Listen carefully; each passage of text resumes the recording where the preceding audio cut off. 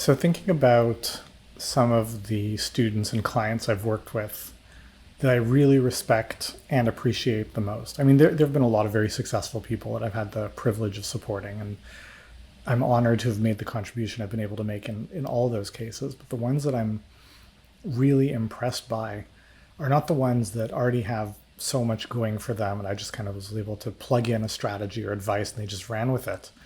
It's the people who, for a variety of reasons, right? It's like an underdog story. It's hard, and they're trying to do something difficult. They have the fears, they have the insecurities, and they have really come to embody that line from, I think, Susan Jeffers, that you feel the fear, but you do it anyway.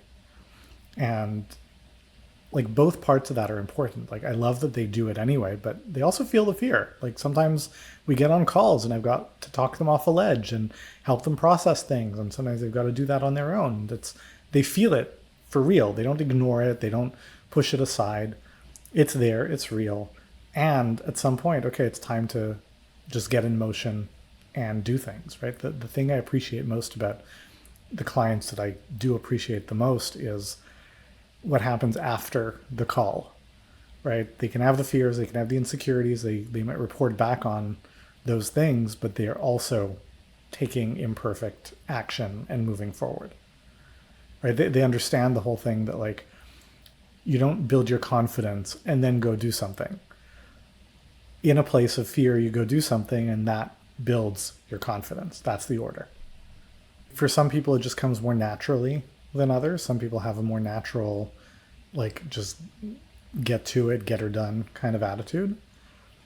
But I mean, nobody has that naturally all the time, right? If you had that naturally all the time, you wouldn't need a coach, you wouldn't need a guide, you wouldn't need that kind of support. And we all do need that stuff, right? We all have those moments of like, I mean, I'll tell you for myself, like yesterday, I was feeling super just overwhelmed with everything that I've got going on right now that I've got to figure out.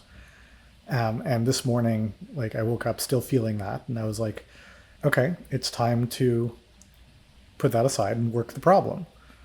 So I was like, all right, I've got these emails in my inbox. I've got these notes on my desk. I've got these other notes on my phone. It's like, I'm just taking 2 hours. I'm clearing all the little things, right? Clean desk, clean inbox, create some space. And you feel a lot better. My family, we're watching The Amazing Race right now.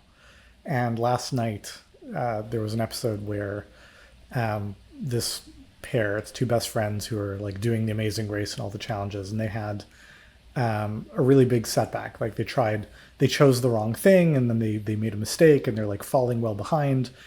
And it's looking really bad. But what I really appreciate about these guys is that they don't dwell on it. They don't turn on each other. They're just like, okay, this is a situation we're in. We've got to work the problem.